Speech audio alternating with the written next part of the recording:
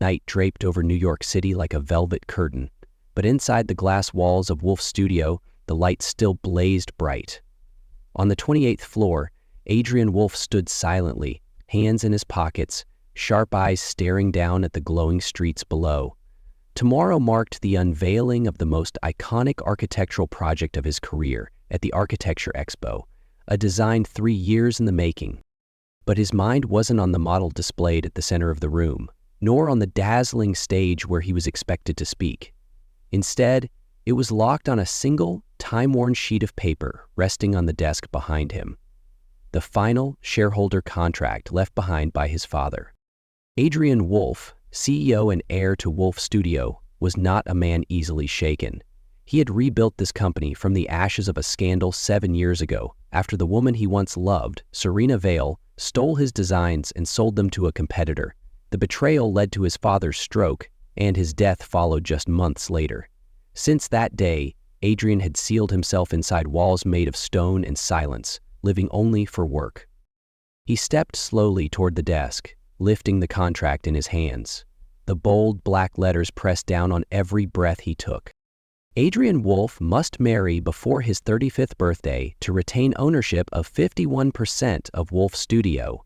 Otherwise, his shares will be redistributed to existing shareholders according to current percentages. Just over 3 weeks remained, and if he failed to act, Serena, who had been quietly buying shares through intermediaries, could take control of the company he had bled to protect. Adrian clenched the contract tightly, his nails digging into his skin. He didn't believe in love, and he certainly didn't trust anyone who walked into his life after what happened. But this was no longer a choice. It was a final battle to protect everything his father had built. The laptop screen flickered beside him, illuminating a message from Marcus Lynn, his longtime lawyer and the only friend he trusted. "I found someone who can help. She's already on her way. You'll meet her tonight." Adrian frowned, tossing his phone onto the desk with a soft thud. Help? He didn't need pity. But Marcus wasn't a fool. If he said it was worth hearing out, it was at least worth seeing. Arms crossed, Adrian fixed his cold gaze on the door.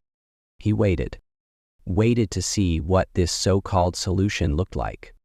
The knock came right at 10 p.m. Adrian didn't turn around. His eyes remained fixed on the door, cold and unreadable. "Come in," he said, his voice deep and dry, as if all emotion had long been buried beneath years of ash. The door opened. Marcus Lynn entered with his usual confident smile, but it wasn't him who made Adrian freeze. It was the woman walking behind him. She stood at the threshold wearing a faded denim jacket, her brown hair tied into a slightly messy bun, clutching a thick sketchbook in her arms. No cocktail dress, no heels, no makeup. She looked nothing like someone who belonged in Adrian's pristine, high-stakes world. And yet, her eyes, bright and unwavering, made it impossible to look away. "Adrian, this is Isla Rivera," Marcus said with enthusiasm, "a freelance eco-architect, and the one who can help you with your little contract issue." Isla stepped forward, placing the sketchbook firmly on the desk, as if she were used to skeptical stares like his. "I can help you, Mr. Wolfe," she said, her voice clear and steady. "I know your situation, and I know how to turn it into an advantage." Adrian crossed his arms, scanning her from head to toe. A freelance designer? She looked more like a street artist than someone who could save the architectural empire he'd fought to preserve. "An advantage?" he asked, his voice flat. "What exactly do you know about my situation that gives you the nerve to say that?" Isla didn't flinch. Her eyes locked onto his. Not confrontational, not afraid, just calm, unshaken. "I know you need a wife, or at least someone to play one to retain control of your firm," she said. "And I know how to make it believable, not just to the press, but to your shareholders." She paused, then gave a subtle, knowing smile. "You don't have to believe me yet, just try me." Adrian turned to Marcus, voice clipped. "Where the hell did you find her?" Marcus only shrugged, calm as ever. "Just hear her out." Adrian exhaled and leaned back against the edge of his desk. His voice remained cold. "Let's say I agree. This is strictly transactional. You do your job, I pay you. No one crosses the line into my personal life. Understood? Isla nodded without hesitation. Understood, Mr. Wolfe. Then why do you want to do this? Adrian's voice dropped, touched with suspicion. Money? Fame? Or is there something I haven't figured out yet? Isla was quiet for a beat. Something flickered in her eyes, a shadow of something she wasn't ready to reveal. I have my reasons, she said softly but firmly. Adrian frowned. That strange feeling again. Curiosity, almost concern. But he shoved it down. Fine, he said. Where do you start? Isla smiled faintly, opened her sketchbook, and pulled out her phone. Within minutes, she had created a new Instagram account titled Adrian and Isla, uploaded an edited photo of Adrian from last year's Expo with the faint silhouette of a woman beside him. The caption read, Inspiration is love. A and I. She turned the phone to him. First step is media presence. We need people to believe it before the shareholders start asking questions. Adrian raised a brow. Within seconds, the post had dozens of likes. The hashtag Wolfe couple was already spreading. You're fast, he admitted, then quickly added. But don't think this is enough. Architectural media isn't easy to fool. Neither are my shareholders. I know, Isla replied, confident. Which is why I've already crafted our story. We met at a small exhibit in Brooklyn.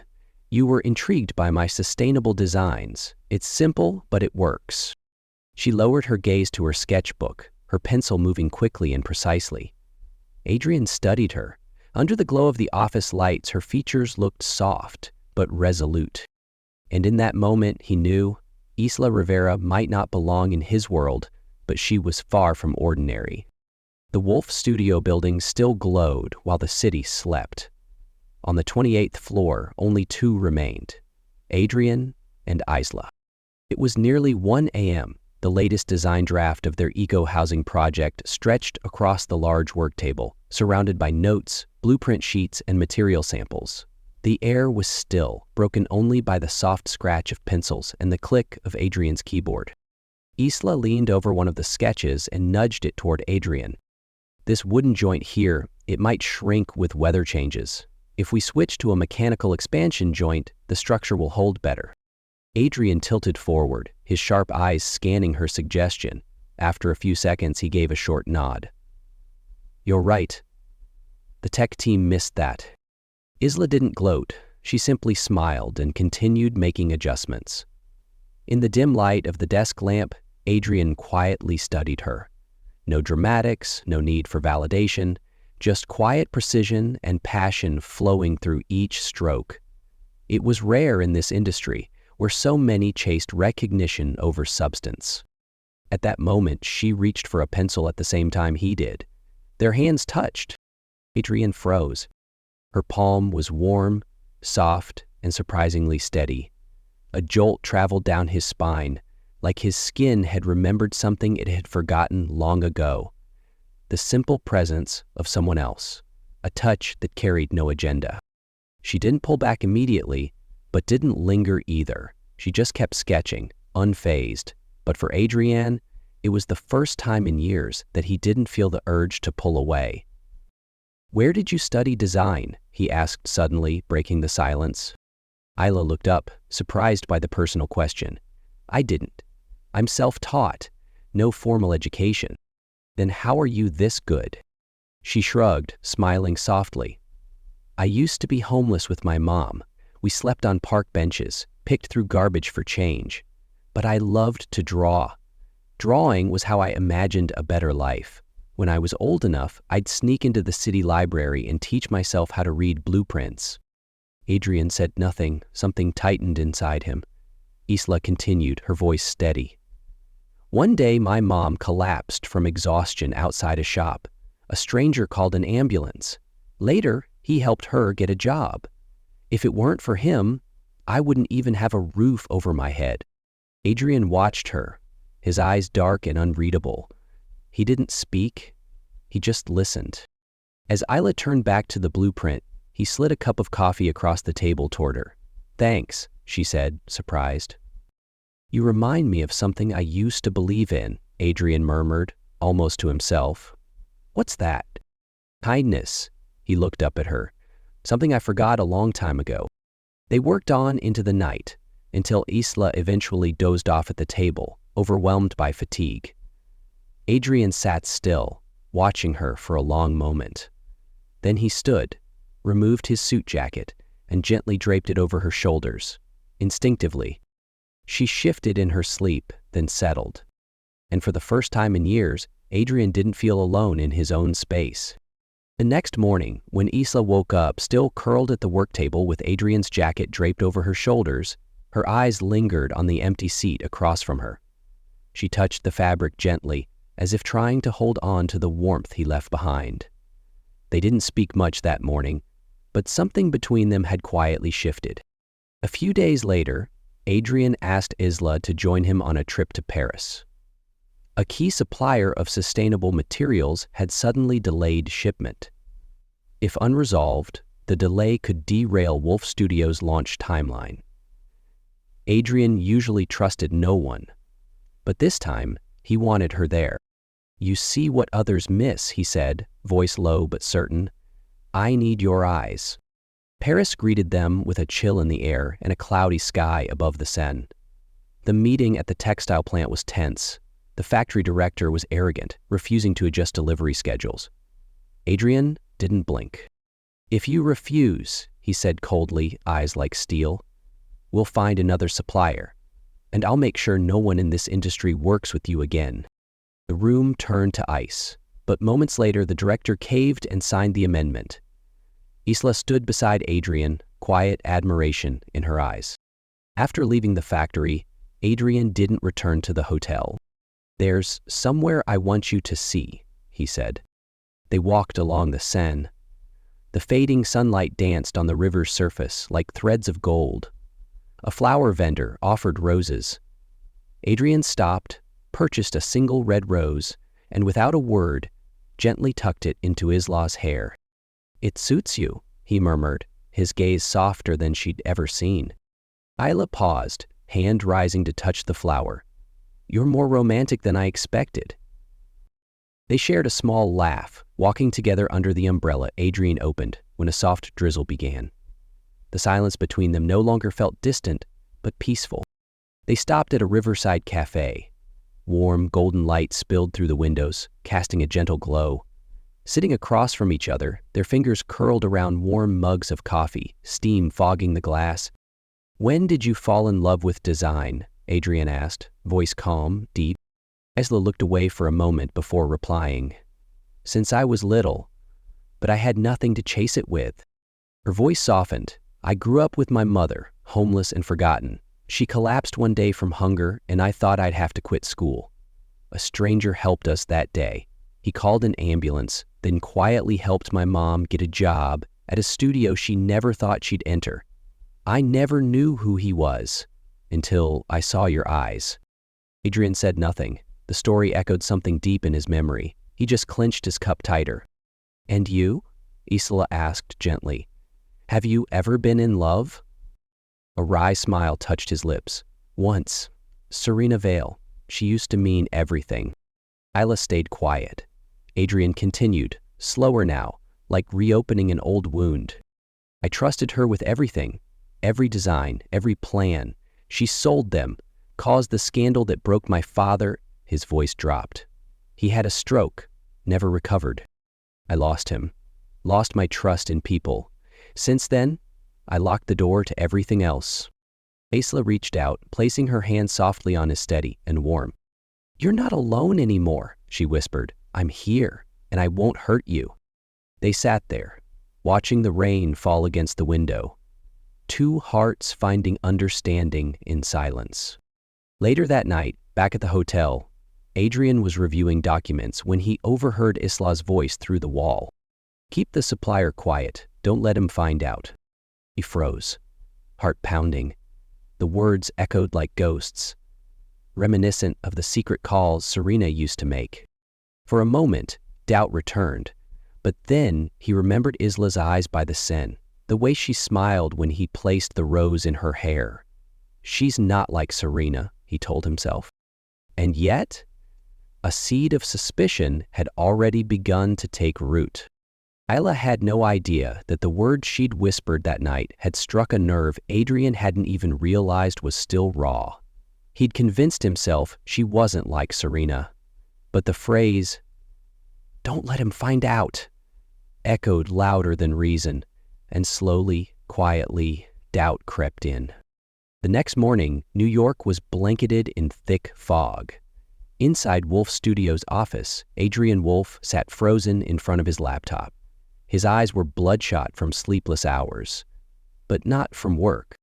From one subject line, "Ask your fake wife." It was from Serena Vale. He clicked it open. Inside were only a few words. "You're a fool to trust her. Isla Rivera isn't who you think she is. Ask her what she's hiding and why she really got close to you.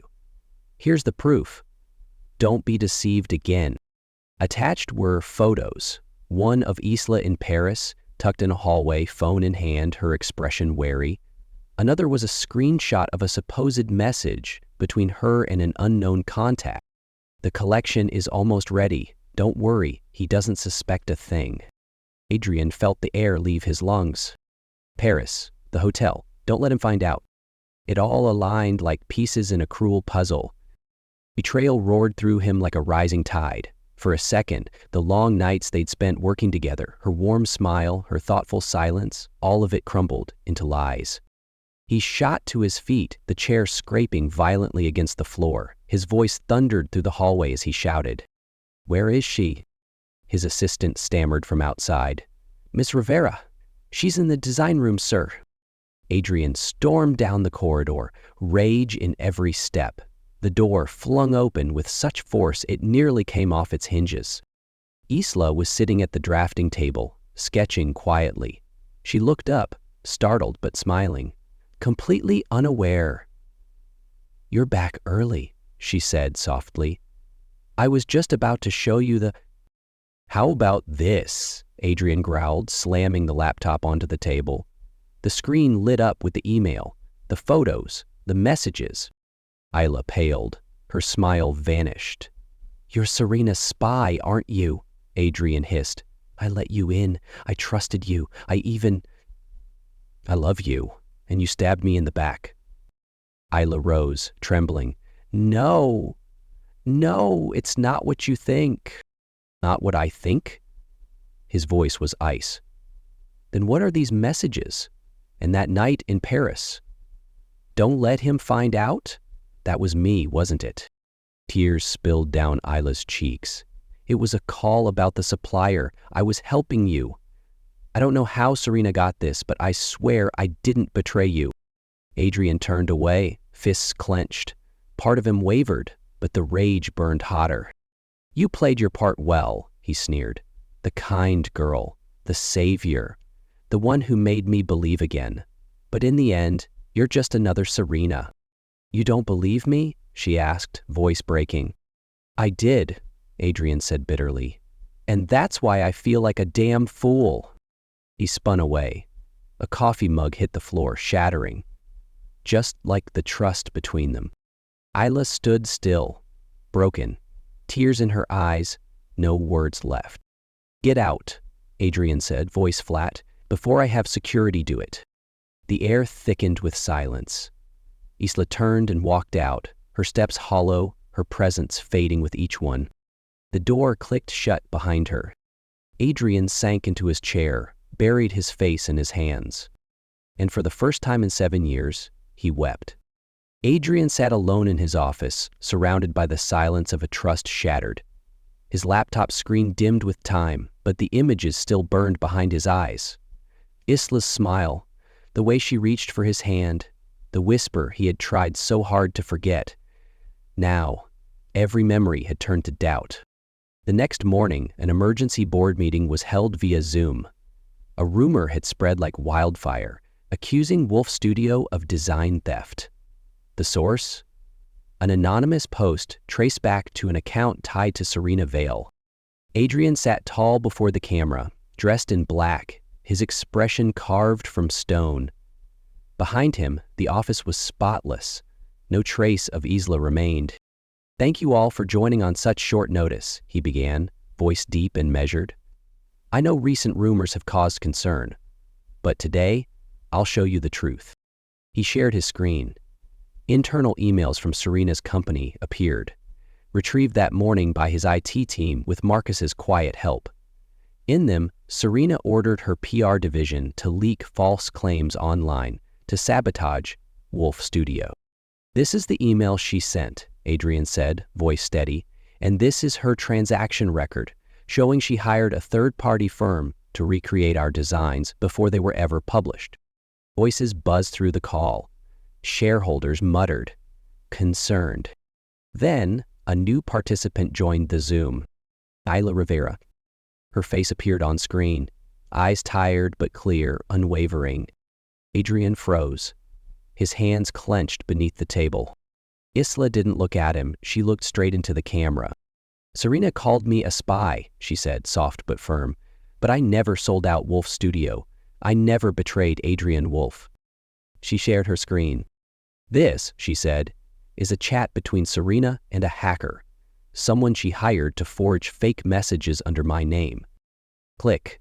This is the payment receipt, direct from her account to the forgers. Click. And this," Isla's voice wavered but didn't break, "is an audio recording of her planning to destroy Wolfe Studio's reputation if Adrian refused to surrender control." Silence. Then a shareholder spoke. "If this is true, I move to remove Serena Vale from the board immediately." Another added, "and press charges." Adrian's voice cut through, lower than usual, but deadly calm. "I've had all files authenticated by a third party. It's all real." For a moment, Serena appeared on screen, pale, flustered, attempting to speak, but her microphone had already been muted. The vote was unanimous. Serena was expelled. Her shares were seized. Legal action was pending. As the call began to clear, only two screens remained, Adrian and Isla. He stared at her through the screen, didn't speak, just looked. Finally, he said, "You came back, even after I told you to leave." Isla gave a sad smile. "I didn't come back to save you, Adrian. I came back because I never truly left." He couldn't speak. His eyes said enough. As she was about to log off, Marcus's voice crackled through a private line. "She's at a cafe near St. James's Park. If you still want her, don't wait." Adrian didn't. He stood, and he ran. Adrian ran as if time itself were chasing him, not to catch up with it, but to reclaim what he had almost lost. A fine drizzle began to fall, soaking his shirt, but he didn't care. The walls he had built for 7 years were crumbling because of one woman who stayed, even when he pushed her away. St. James's Park greeted him with muted grays and soft winds.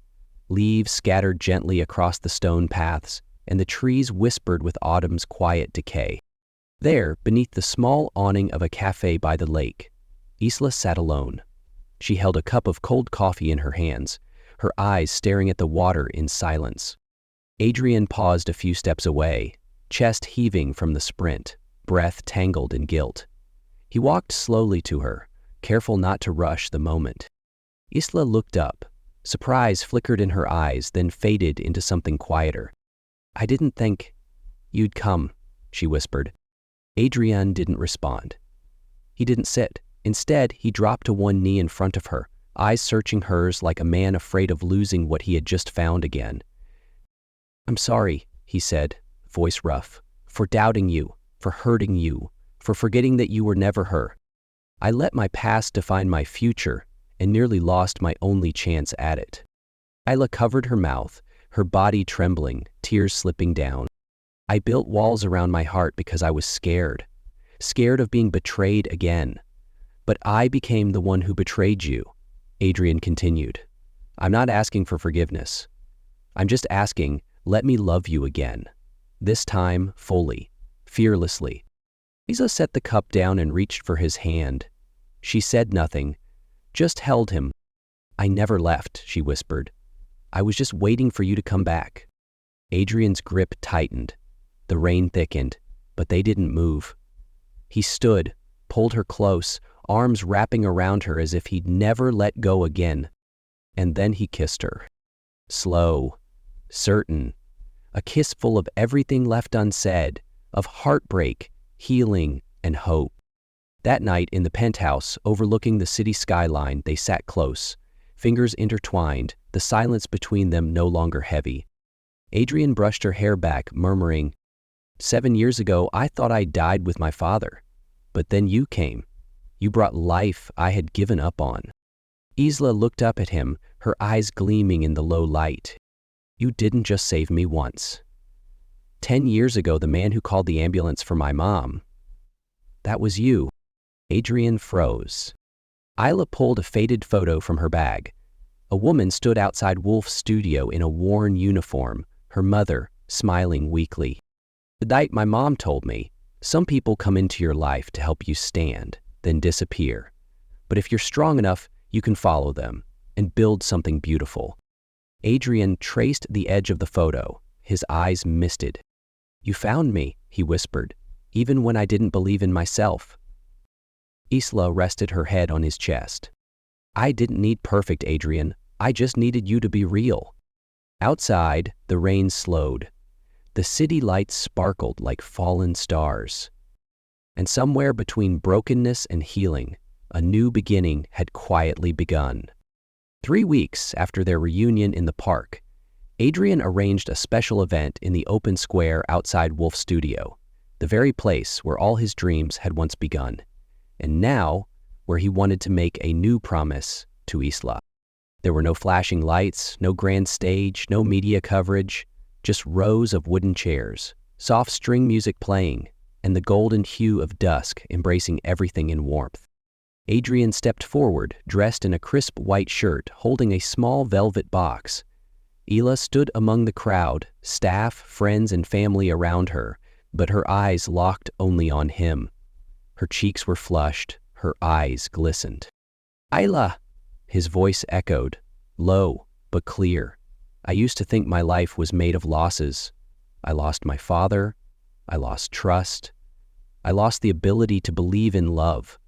But then you came, quiet, unassuming. You walked in like a soft melody in a world too loud, and I heard it." He walked toward her. The crowd faded into the background. It was just the two of them now.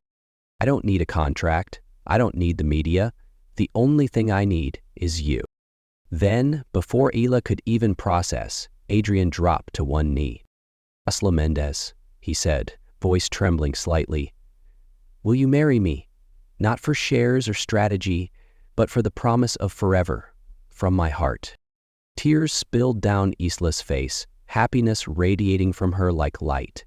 She didn't hesitate, didn't need to. "Yes," she whispered. "Yes." "Adrian." Applause erupted around them. Adrian stood and slipped the sapphire ring onto her finger, a stone the same shade as her eyes the day they first met. He pulled her into his arms, whispering into her ear, "Thank you for staying, even when I didn't deserve it." Isla smiled, pressing her palm to his chest. "Because your heart was always my home."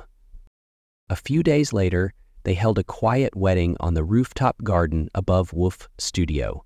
No luxury, no celebrities, just family, close friends, and the team who had stood beside them through every storm. Isla stepped through the white curtains in a simple silk dress, her hair down, a single red rose tucked behind her ear, just like that night in Paris. Adrian waited, dressed in a soft gray vest, his gaze fixed on her as if she was his entire world. Richard stood as officiant. "Adrian Wolfe, do you promise to love, protect, and walk beside Isla through every season of life?" Adrian squeezed Isla's hand. "From now until always," he replied, voice steady and true. "And you, Isla?" She smiled, never looking away. "I chose you when you couldn't even choose yourself, and I will always choose you, through sunshine or storm." They kissed, truly as husband and wife, not a kiss of arrangement, but one born of redemption, patience, and enduring love. Above them, the sky turned golden, wrapping around their embrace like a silent vow whispered by the wind. 1 year later, on a crisp autumn afternoon, the building once known as Wolfe Studio now bore a new name, Wolfe plus Mendez Atelier. On the glass facade, the updated logo shimmered under the setting sun, a symbol not only of a reimagined brand, but of two souls rebuilt and reunited by love. Isla walked slowly through the showroom, adjusting the silk strap on a winter dress model. Her brown hair flowed gently, her face glowing with calm confidence. As employees passed, they smiled, not out of obligation to their creative director, but out of genuine affection for the woman who inspired them every day. From across the room, Adrian leaned quietly against the doorway, his eyes never leaving her. She was still Isla, the woman from that first late-night coffee, the one who corrected his sketches, who stood with him in the rain in Paris. Now his wife, his partner, his home. He walked over, wrapping his arms around her from behind. "You give this place a soul," he whispered. Isla looked up at him with a soft smile. "And you give it a reason to exist." That night, they sat together on the rooftop terrace, city lights dancing in their eyes like stars. Isla rested her head on Adrian's shoulder, their fingers intertwined, wrapped in a stillness that felt like the whole world had quieted just for them. "I used to think love would distract me from success," Adrian said. "But you became the reason I dream bigger." Isla replied, her voice like a breeze. "Because we didn't just build a company, we built a home." Far below, the city's great Ferris wheel turned slowly, silently, watching them, bearing witness to every step they had taken, from doubt to trust, from pain to love. And now, beneath the velvet night sky, they sat quietly, no longer needing promises. Only presence, only this moment, and that was enough.